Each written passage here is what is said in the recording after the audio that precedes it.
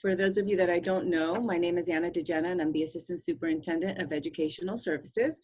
We welcome you to our second webinar regarding teaching and learning in the fall of 2020.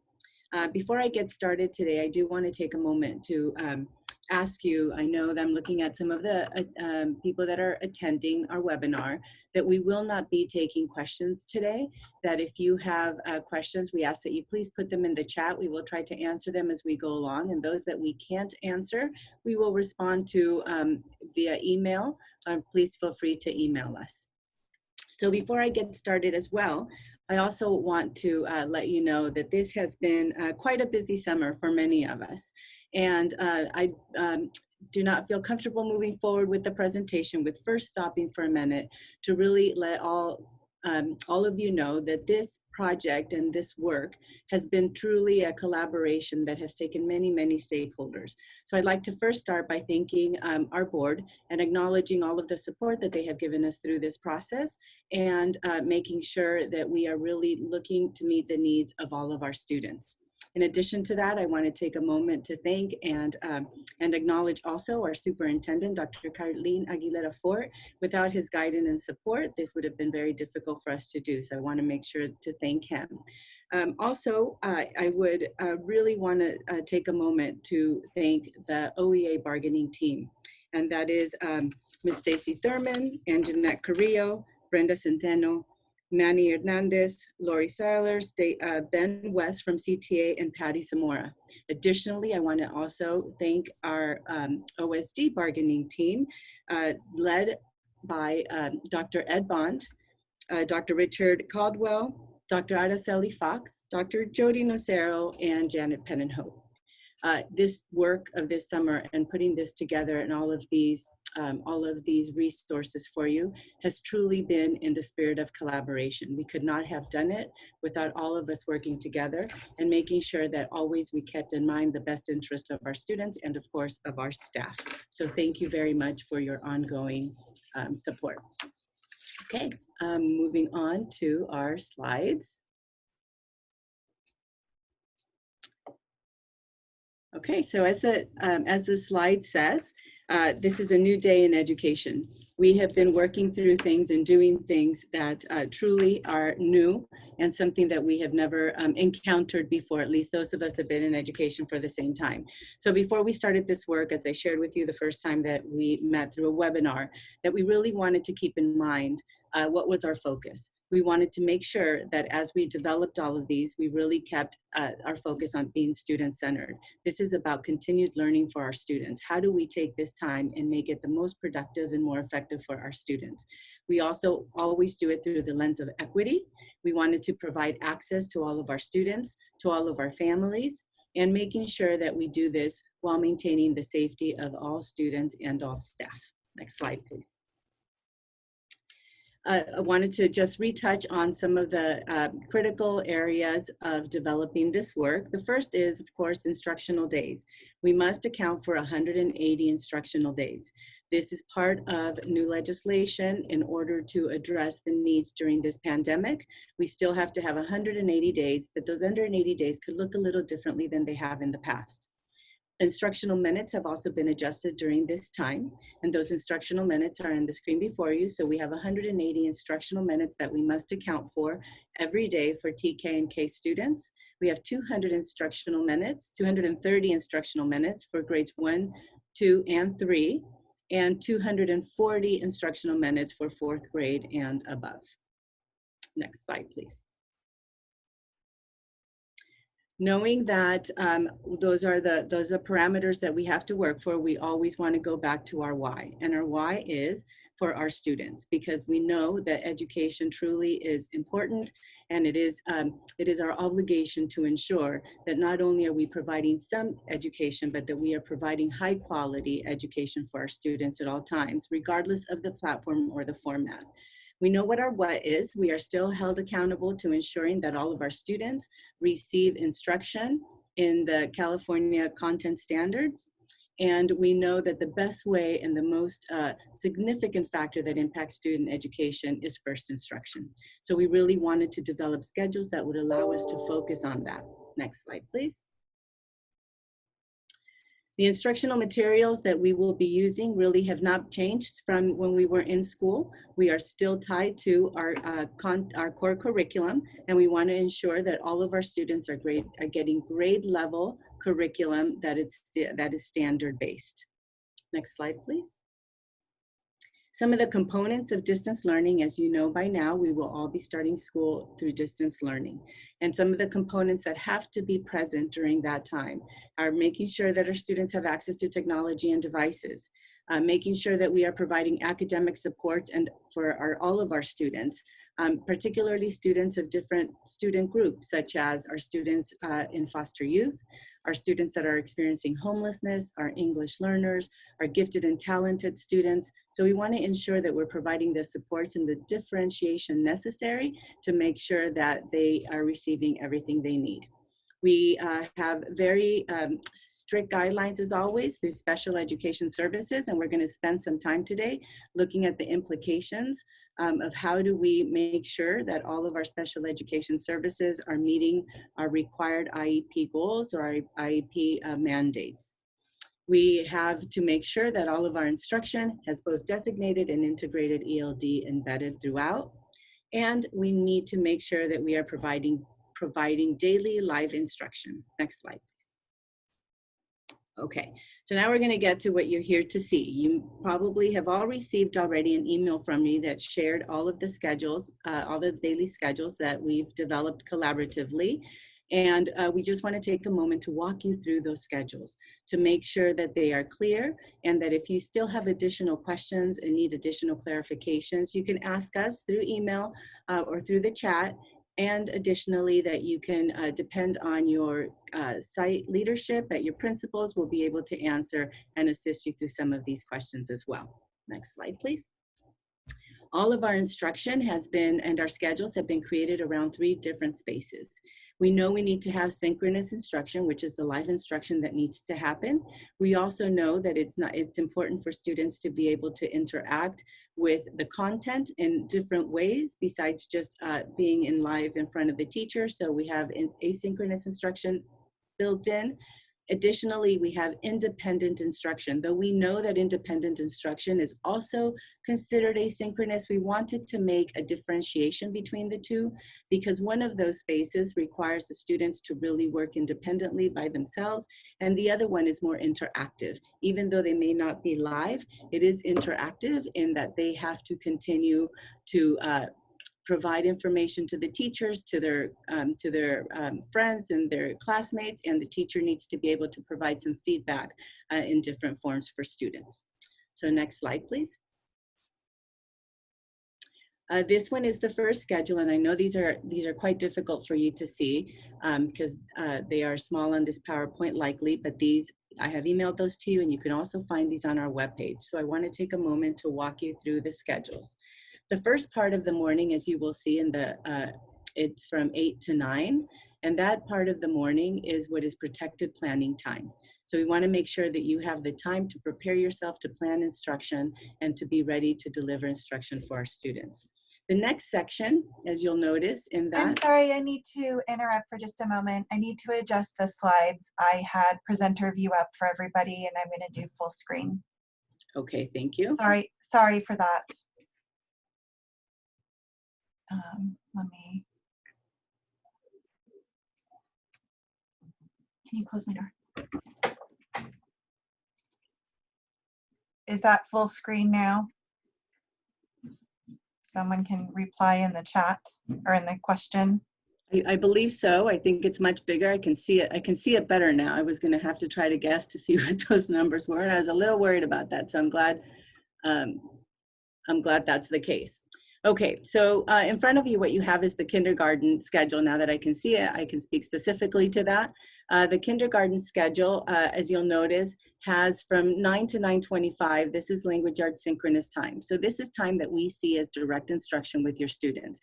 We will be providing a little bit of guidance and recommendations of what this looks like. So this should really be interactive opportunity where you are providing direct instruction to your students, and your students are interacting with you and with each other.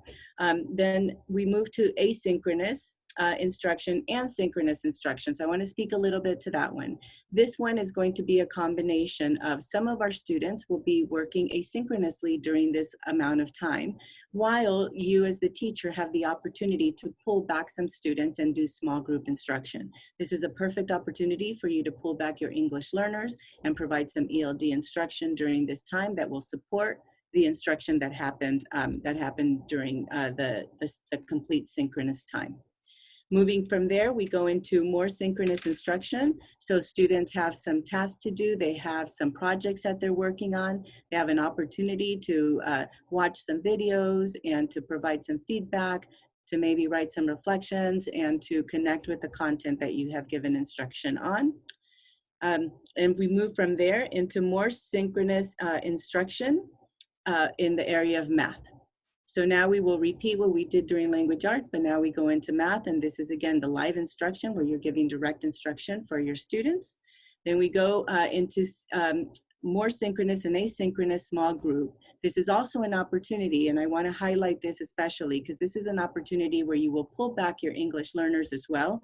Make sure that your English learners have the math content, but in addition to that, have the vocabulary and the language needs in order to be successful in the task. As we know, math today, Common Core math is all of the mathematical concepts, but also requires so much language for our students to be successful and for our students to be able to talk to us about what it is that they're learning in the area of math.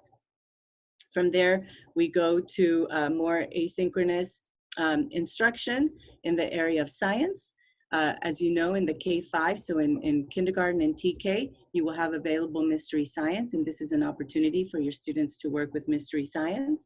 Then we go into social studies, and the social studies time, as we have shared in the past, but we'll share again. We have a team of teachers that have been working collaboratively with us in developing some blended projects for social studies, so that we are ensuring that our students are getting all of the social studies content that they need at grade level appropriate, and that they have access to all of the standards. So those lessons will be posted for you on Canvas so that you can access those and provide them for your students as well. And then there is a time for us to provide some asynchronous instruction for our students in PE. And this might be some music videos, or this might be some exercises. This might be just some guidance on some opportunities for them to move around and to stay active. As we know, even though the state has for now waived the PE minutes, we still believe that physical activity is important for our students, particularly because many of our students are at home and aren't coming out and playing out as much as they have in the past. So make sure to please provide parents and students some opportunities for learning and for continuing to use some physical activity. Then that leads us into some independent work. And during the independent work time, you'll notice that we have articulated on there, we have clearly specified some of the things that we want you to do during the independent work time. We have Lexia Core 5, and all of you will be receiving passwords and access to that, so that all of your students will be required to use Lexia Core 5. We believe this is an important component as they continue to build their foundational literacy skills and practice their language arts in an independent way. In addition to that, we have SD Math, and I know many of you have already participated in some of the training for SD Math, but both for Lexia Core 5 and for SD Math, we will have ongoing trainings so that we can maximize the use of these tools to assist our students during this independent time. And you are all familiar with MyOn and AR, so we encourage the continued use of those. Our students need to be reading, they need to be listening to read alouds, and so these are wonderful tools for us to be able to continue to do that.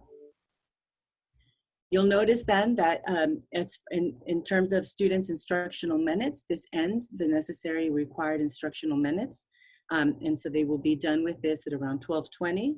After that, there are opportunities for you to plan, also to collaborate with your colleagues, because this is new learning for all of us. And the more that we have opportunity to work collaboratively to develop our lessons, the better our students will do.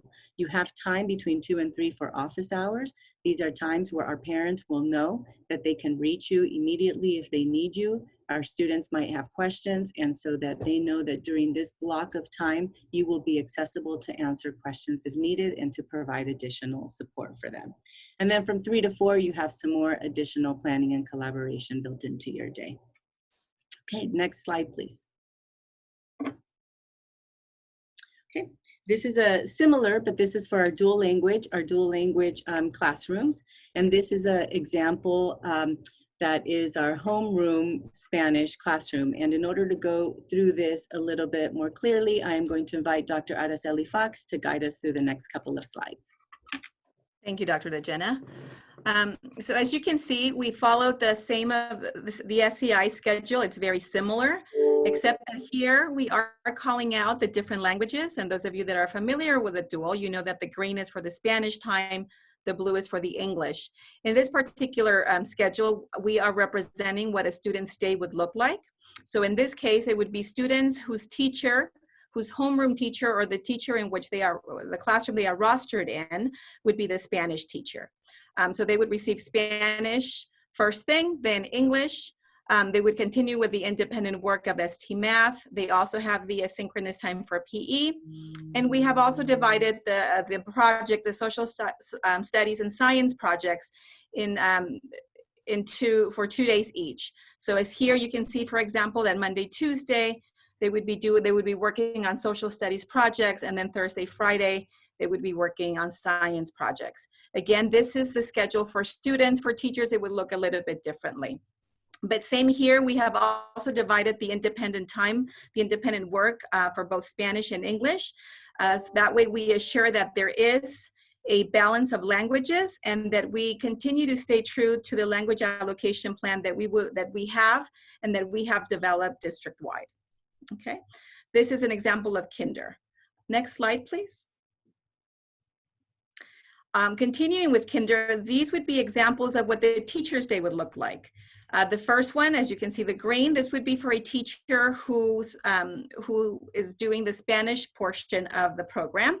And here you can see that first you work with group 1, and group 1 refers to the group of students that are rostered to that particular teacher. And then they would swap and do group 2 after they do group 1.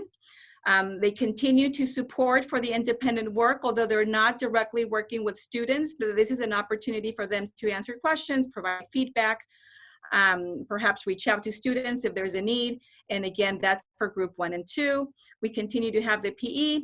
And then later in the afternoon, they support students with social studies, group 1, Monday, Tuesday, and then group 2 for Thursday, Friday. And also supporting students during their independent time as well. And then on the other side, you can see what, same idea, but then this other side is the English teacher. So this is what the English teacher schedule would look like. Okay, next slide. Here is for the self-contained teacher. So we also have teachers that are doing both Spanish and English. And in that case, you would follow something similar to what we showed you with the student schedule.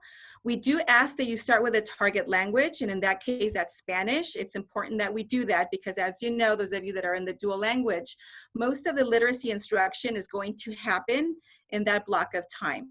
So we are recommending, we're asking that you start your day with the Spanish portion and then you move on to English. Here you can also see a little bit of a difference from the SEI where we're not calling out math, ELA, ELD separately, because if you are familiar with our language application plan, we have divided it in that manner and we wanted to stay true to that as well. So that's how we have divided it here. And here you can see that you will also be working and supporting students in both projects, the social studies and the science, and also supporting them with their independent work in both languages. Next slide. Okay, so this brings us to first grade, second grade, and third grade. Very similar in its format. There are some little differences in times because, as you know, as I mentioned earlier, the time requirements for first, second, and third grade are a little different than in TK and K.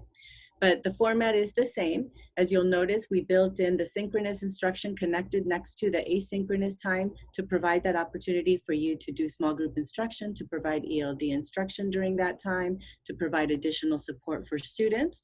And we've also started with language arts. Then we've moved on to math in the same way and created the same schedule. We have some teacher planning built in the middle there, and then we'll go to science and social studies.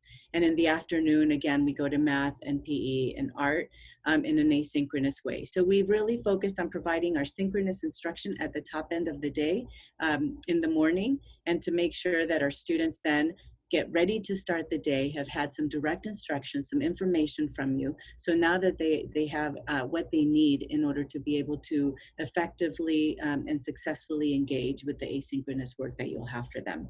Again, you'll notice that we have independent work built in, and that independent work does consist again of the same things: Lexia Core 5, ST Math, Mayan, and AR. Your planning time and collaboration time is also there. I failed to mention on Wednesdays during the kinder schedule, so I'll take a moment to talk to that really quickly. As you'll notice that Wednesdays, our students are not following the same schedule necessarily, but there is an opportunity at this time on these days for you to check in with your students synchronously and asynchronously, both during that time, to make sure that the students have what they need in order to engage in that day. This Wednesday is not a free instruction day. We must document instruction on this day, and we must capture and document attendance. So your principals, when school starts, will be able to provide you a little bit more information regarding the collection of attendance, but it is going to be absolutely mandatory and required that we capture attendance on this Wednesday as well. So the students are not following the same format, and the expectation isn't for you to do the same amount of synchronous work, of synchronous time with your students on that day, but there is an expectation that we will connect with them, because it is an important part of ensuring that our students have a productive day of learning, okay? And then the planning and collaboration, as you'll see, and we have shifted our staff meetings to Wednesday as opposed to Tuesdays in order to make that day a more collaborative day amongst the staff. We want to continue to reinforce and to strongly urge us to collaborate as much as possible to ensure that we are using each other to support each other and to provide best instructional practices for our students. And next to the general education one, or the SEI one, we also have our DLI schedule.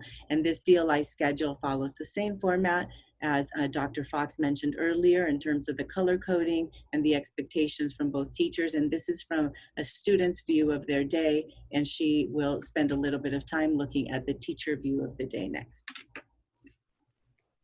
Next slide. Okay, so here once again, we have both schedules. The green represents the teacher who is responsible for teaching the Spanish. So again, group 1 referring to the students who are rostered to that teacher.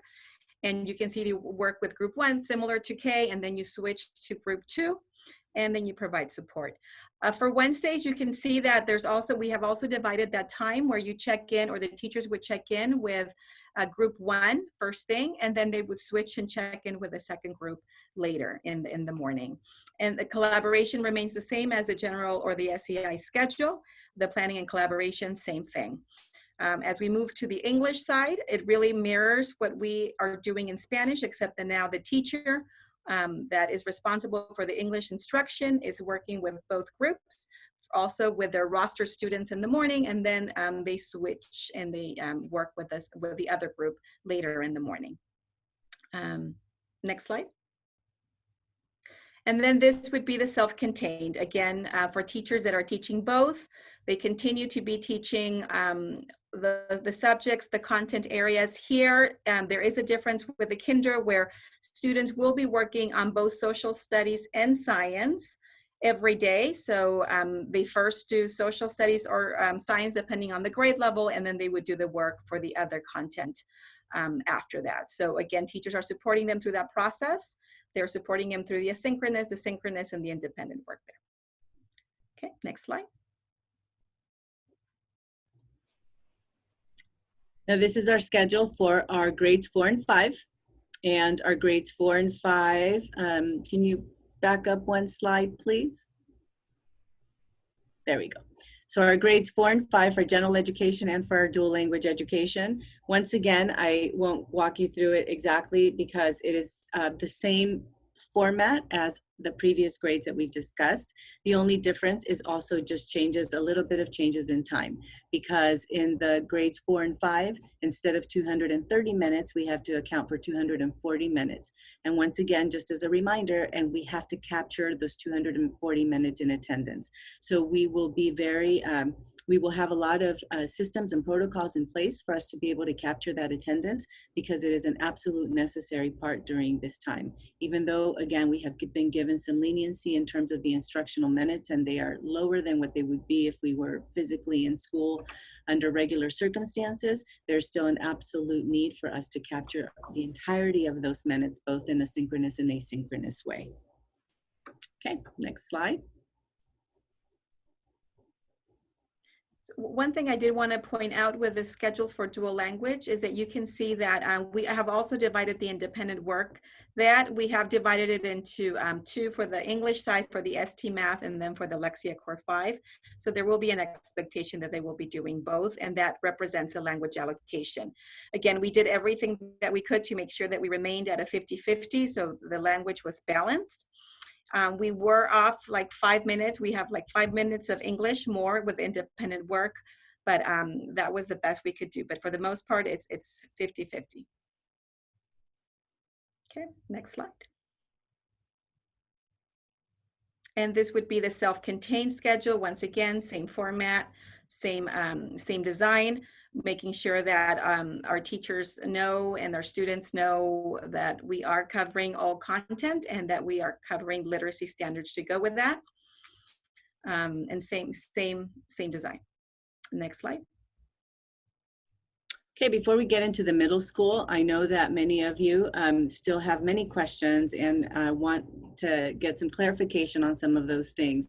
So we ask you that please make sure to put them in the chat box or email them to us. I have been, we as an Ed Services team have been trying to get back to those within 24 hours, making sure that we're addressing all of your questions and all of your concerns.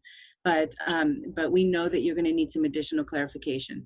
Your principals have also had an opportunity to interact with all of these schedules, so they will be spending time with you as well and providing you the support and clarification that we need. Now we're going to get into the middle school schedule, and our middle school schedule I do want to spend a little bit of time on because obviously it's a little different than in our K-5 self-contained. And so our middle school schedule is divided into 3 periods for the day. Now we will be having all 6 periods as we've discussed. If you were part of the previous webinar, we spent some time looking at what that model would look like. So we have a 6-period day. On Monday, for example, a 6-period over 2 days. So on Monday, the students would receive period 1, 2, and 3. And then on Tuesday, they would receive period 4, 5, and 6. The entirety of the required instructional minutes will be captured on each of those days. So periods 1, 2, and 3 will be able to capture the instructional minutes that we need, as long as we are including in there the independent work or the asynchronous work that happens in the afternoon. So like in the elementary schedule, these are backed up to provide support. So period 1 would run from 9 to 9:30, where the teacher is doing some synchronous instruction, direct instruction, delivering content, etc.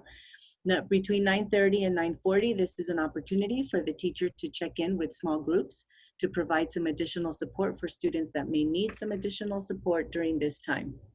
To pull back your English learners and keep in mind what their linguistic needs are. Even though you may not be the ELD teacher, we also know that students' linguistics needs are across the content areas. So this is a good opportunity for us to really do some of that small group instruction. And then there is the asynchronous work that will allow the students to be able to connect once again with you through Canvas, doing some responses, interacting with some of the content or projects that you have provided. And we'll go into period 2 is done exactly the same way as period 1, and we have blocked them that way. So you'll see that a student will be expected between 9 and and 10:15 to be working on a period. So periods are truly 75 minutes long.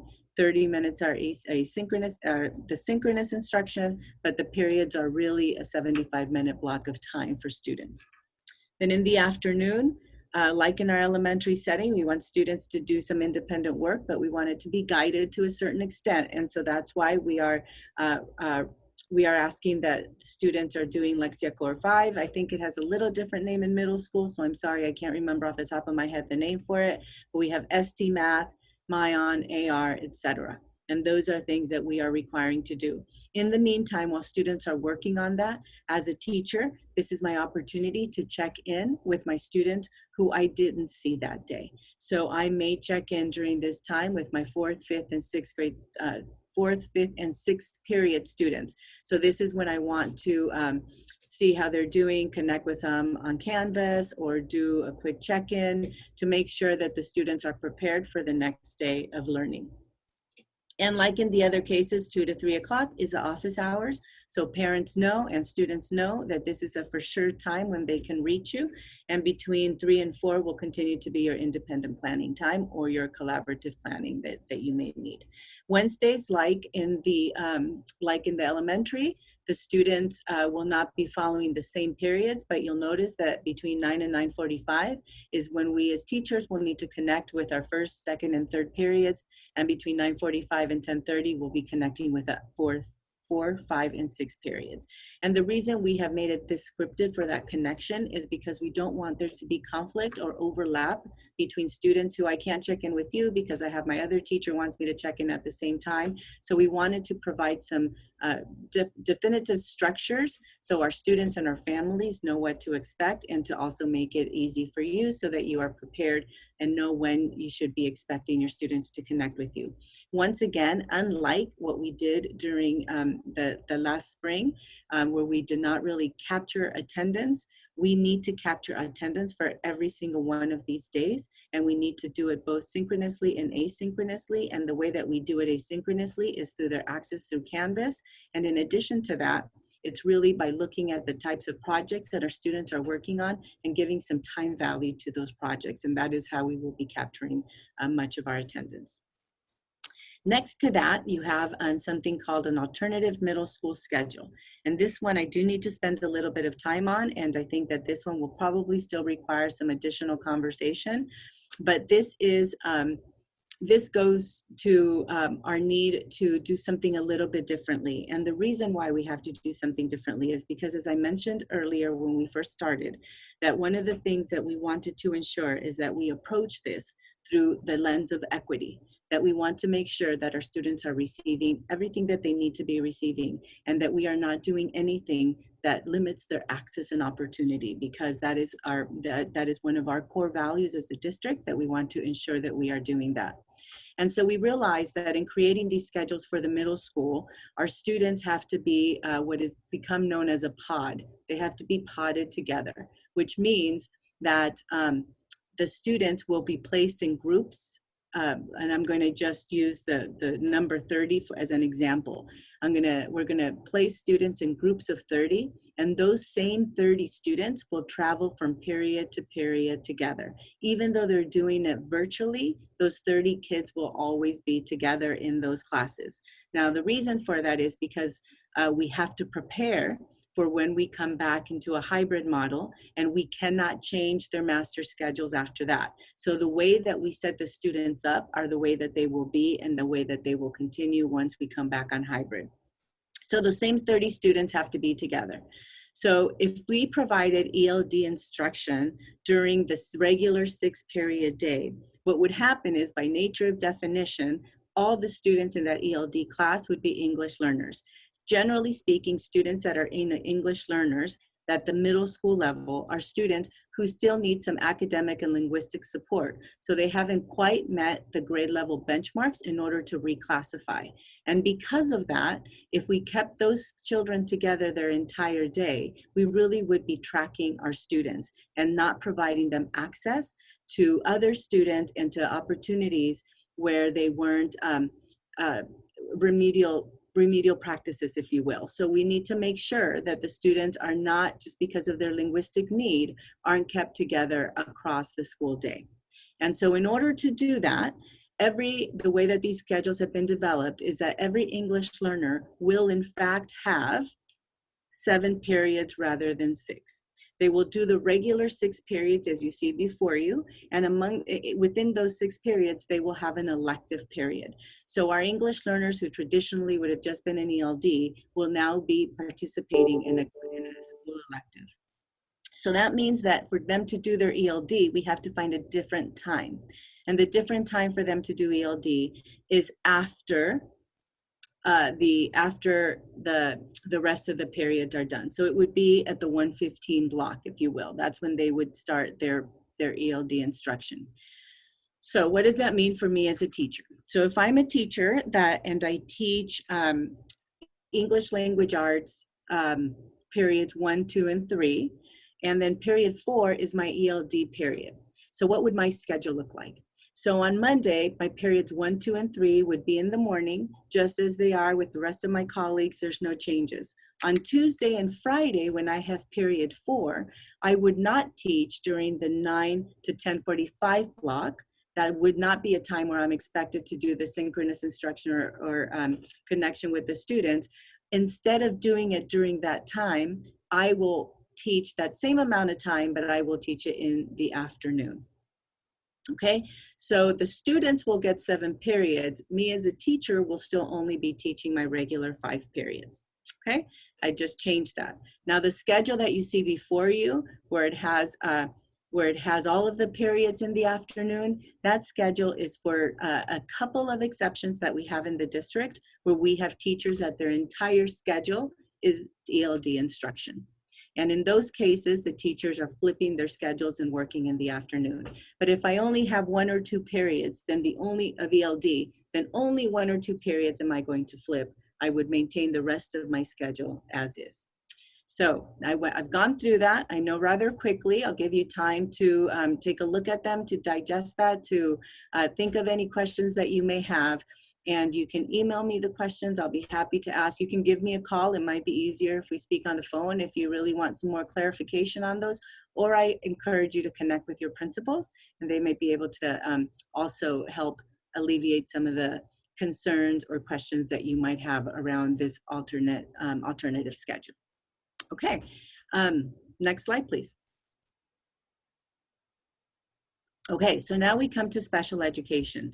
And again, one of the things that before I turn this over to Ms. Danielle Edwards, who is our Director of Special Education, I just want to stress the importance of keeping a focus on what our priorities are as a district in terms of ensuring that we create schedules and create opportunities that are really focused on equity. And equity doesn't mean that everything is the same for everyone, as we know. It means that students need to get what students need.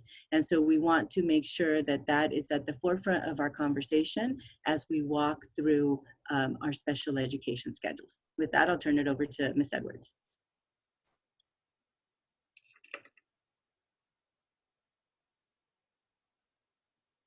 Danielle, you're muted. Hi, everybody. Thank you. Nice to see you all. Dr. DeGenna just did a very wonderful job discussing the piece of equity. So when we look at these schedules, keeping that in mind and viewing them through that lens. But I do want to say that the collaborative effort that we embarked on with the OEA members, which included both special education teachers and general education teachers, really allowed us to formulate schedules which are both child and teacher centered. It's supporting a distance-based learning model that has the child at the center and also honors the teacher as an educational professional. So I really did enjoy that experience, and I thank all the members for working with us. In addition, we collaborated with the SELPA. That was in using guidance from both Melissa Hatch and the Triple F Law Firm. They assisted in helping us understand the requirements as far as SB 98. SB 98 is making sure that the IEPs are followed to the minute. We are obligated to do our best in terms of providing all the minutes as indicated in the brick and mortar FAPE written into the IEP. This distance learning plan allows for those minutes to be implemented through both asynchronous and synchronous time. So if we look at the first one, which is an SDC mild to moderate and mod severe grades 1 through 5 schedule, you can see that we tried to align them as much as possible with the general education model so that there was some similarity there in terms of how the day flowed. You can see that on Monday, for example, there is still teacher protected planning time. We move into language arts, and now you'll see there is synchronous time in both boxes, but what it is here is that we have small group and breakout rooms going on, which is part of that differentiation piece we all know is necessary. Moving into a break and then going to math. Again, you'll still see 2 synchronous periods. However, one is still in that breakout group. Mentioning now that paraeducators will be supporting teachers at this time. We go into some teacher planning here, similar to the general ed schedule. And again, here's the science and social studies that we would be wanting to see through an asynchronous model. Wanting to mention now that we are working with providing curriculums that are going to support you in implementing distance learning through a virtual platform. These will not only be the Canvas and other core curriculum models that the general education teachers have access to, but in addition to the reading interventions and other supplemental materials that some of you are already familiar with, we are increasing our platform of virtual support so that you can better implement these pieces. Going into the 1 o'clock hour, we will be doing some asynchronous work with math and ELA, art and PE, and then there's some asynchronous independent time with those other supplemental programs listed, such as Lexia, XT Math, ST Math, and so on. Going into the protected office hour time and then planning IEP time. You can see Wednesday does have some similarities up until the 11 o'clock hour. Then we break into some planning and IEP documentation time. This is going to assist you with the logs that are required in order to document the minutes that are being implemented in alignment with the IEP. And then when we go to 2 o'clock and 3 o'clock, we have time there for planning and the staff meeting. The other days are similar to Monday on that grades 1 through 5, mild mod, mod severe schedule. When we go to the kindergarten, mild mod, mod severe schedule, we have a different amount of minutes that are implemented due to the grade level of kindergarten. You can see we still have the teacher protected time. We still have the language arts and small breakout groups back to back as synchronous time, both for language arts and for math. There is then a break and there's a shorter period for the science and social studies. Still wanting to work through PE, some independent work with Lexia, ST Math, ELA, or whatever applies to the child's grade level that would be supportive, office hours, and planning time.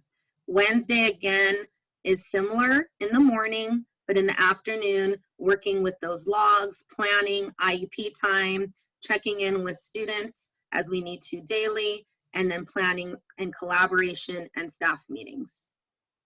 At the bottom of each one of these, you'll see that mainstreaming will be coordinated between the special education and general education teachers.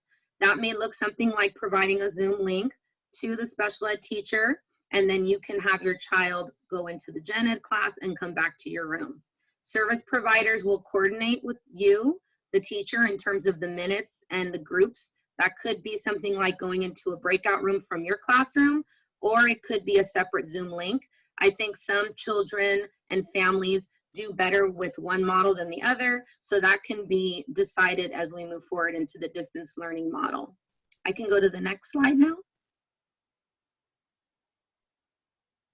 So this is the special day class, mild, moderate, and mod severe middle school grades 6 through 8. Everything is broken down by periods. The periods are still in alignment with the general education model. You can see that we have period 1, 2, and 3, and 4, 5, and 6 repeating themselves Monday, Tuesday, then replicating that Thursday, Friday. The minutes do add up between asynchronous and synchronous time to equal a period of 250, which is what is indicated in the IEP weekly. You can see that there is a time at the bottom of the day for asynchronous time. And then if you move over to Wednesday, you'll see periods 1 through 6 are also asynchronous time. This time will count towards our minutes as indicated in the IEP. This would include providing assignments and then indicating what that assignment was and the amount of time that would typically be expected to complete that assignment. So that is why we're able to have periods 1 through 6 in one box, because you can actually assign those things to each period and they can be occurring at the same time, which is still allowing the minutes to count individually per child. At the bottom, you'll see that teacher planning is still afforded to each educator. There is an office hour, there's planning time, and also time for staff meeting. Again, service providers will coordinate with you, and teachers should coordinate Zoom links in order to allow for mainstreaming. That would be the end of that slide. Thank you. I did want to say for special education, we have a shared drive that you'll have access to. You'll be able to look at the curriculum supports that I addressed in that shared drive that we're going to give all of the teachers. We also have a behavior support page that you will be able to access if you'd like to go onto the Oxnard website and look at the behavior team link. There are now parent supports and other resources available to help our children with the structure in the home needed for distance learning. And for our moderate to severe programs, we have looked into some different supplemental materials to further assist with guiding those children engagement in the distance learning model. Many of these things will be further addressed in job-alike meetings, as well as our August 11th meeting that is coming up and is currently on the OMS website if you would like to sign up. It will be a half-day training. Thank you. Okay, thank you, Danielle, for that. I want to, this slide was something that's also a conversation that was agreed during our time during collaboration. We know, and I have received emails from some of you already and some questions, and I've tried to answer a couple of them right now on the chat, is, for example, in 4th grade or 5th grade, I don't see any synchronous time for science. Can I connect with my students? So please know that the schedules that we provided you are minimum time. So those are the absolutely required minimum minutes of instruction in order to meet our legal obligation. But know that we can connect more, but we also want to be mindful of what is developmentally appropriate and what is safe and good for kids. And so we worked with our teams during negotiations and came up with some timelines so that, yes, if you wanted to connect with your students during science or social studies through a synchronous manner instead of just asynchronous work, or a couple of days a week you felt it was necessary to give some more live instruction or live directions or instruction for them to be able to really be successful in their project, or you just wanted to open up your classroom synchronously and be available to answer questions, to provide guidance, you are able to do that. So we've put, though, the minimum is what you see on the schedules that we presented before. There is some maximum minutes that we also wanted to share with you so that you do have some flexibility to connect. If you have students who are working on projects and this week we just need more time, we don't have enough time, we provide an opportunity for you to do that synchronously. So some of that asynchronous time could be converted into some of the synchronous instruction. We also want to be mindful, however, that, kids especially, but at all grade levels, that what's developmentally appropriate, and kids at middle schools do have multiple subjects as well. And so we want to be mindful of the time that we're asking of them so that they are getting something that is of the quality and equivalent to what they would be getting if they were in person. But we want to also be mindful of their needs and their circumstances. So this is an opportunity for you to increase the amount of synchronous time that wasn't presented in the previous schedules. Okay, next slide. Okay, so I know that you're going to need some time to dig in deeper, to review the schedules, to have observations, to have questions, any areas that need further clarification that still are not clear to you and you would like to have more opportunity to discuss those. please, I can't stress enough that our Ed Services team is here to support you in that. We want to be able to answer your questions. We know that many of you have been really working diligently trying to get prepared for the opening of this school year.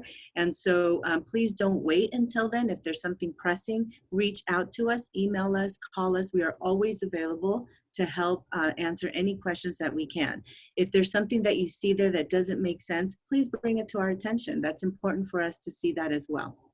I know that there are several questions also in terms of Canvas and when are we going to get trained on Canvas. So I want to just speak to that really briefly, although I don't have a slide for that. But our expectation is that we will be doing our initial training for Canvas on SIP Day.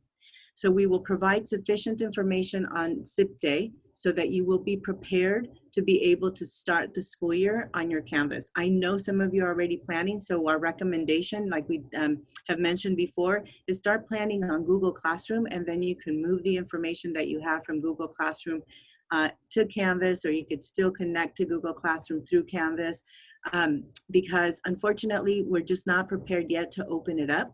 We are working on that. There are a couple of things that we need to finish. One of the things that we have added, because we know that you're going to need some additional support in being really comfortable, part of our negotiations was that we negotiated a virtual day where you will be where we will be compensating you for a virtual day so that you can complete all of the Canvas modules and really develop your proficiency. We know that this is going to, that we are all at different places in technology, and so we wanted to make it a virtual opportunity so that it could be somewhat self-paced. We will provide from our Ed Services team opportunities where if you need help on gradebook and the connection of that or the specifics of the modules, we will provide trainings where you can log on if you need further clarification or if the self-guided modules are not sufficient.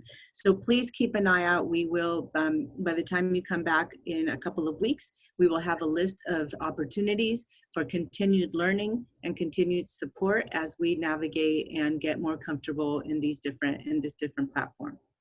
In addition to that, we did also, as part of our negotiations, identify that we will be having in every campus, we will have a Canvas lead person, somebody on your staff who is has more deeper training, who is your trainer of trainers, if you will, that will also be available there to support you. Your principals will be reaching out to you shortly to let you know of this opportunity in case you are that person that feels very comfortable in all these platforms and want to work with us and provide us that. If that is the case, we would like to have those names sooner rather than later, because we would like to begin training on for those leads as soon as or as early as next week. We realize that so much of this is moving so fast, and we wish we would have had a lot more time to plan for it, but this is where we are. And again, I can't state enough how happy I am that we have reached the point that we have reached in such a collaborative way with all of our stakeholders. Next slide, please. So I think I already spoke to this a little bit, but I do want to just spend one more minute clarifying. These were some of the things that impacted master schedules. Our principals are in the process. Over the last couple of weeks, we have met with our principals and some of our counselors in redoing some of our master, well, not some, all of our master schedules, because as you know, our master schedules are done in a way where where kids don't travel together all day.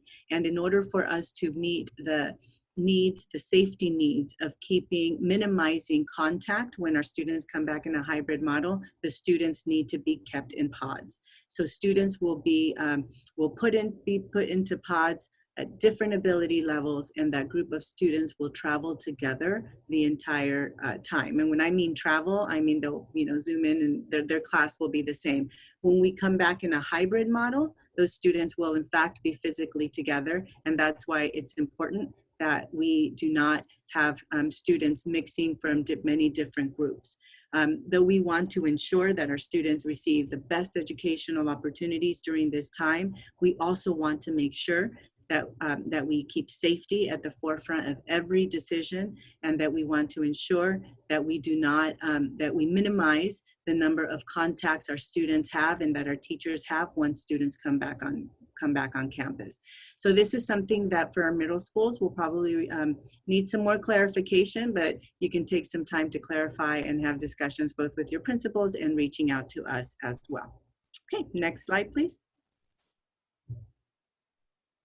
Okay, so really quickly, I think I spoke to this already briefly, that on SIP Day, we will have some information. We will be taking an opportunity to further review the schedules, provide any answers or answer any questions that you may have, and really look at the details of it and how it impacts you.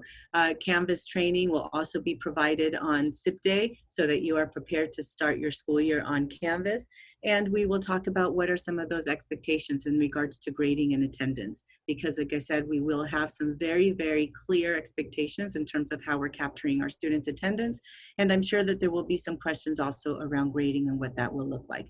So you can look forward to that during our SIP Day when we return in a couple of weeks. Next slide, please. And with that, we come to the end of this presentation or this webinar. We've tried to answer as many questions as possible. I've lost you, so I hope you can still see me. I'm going to continue talking. If you can't see me, text me, but we are going to answer as many questions as possible. I have tried to be on and answering some of your questions right now, but we will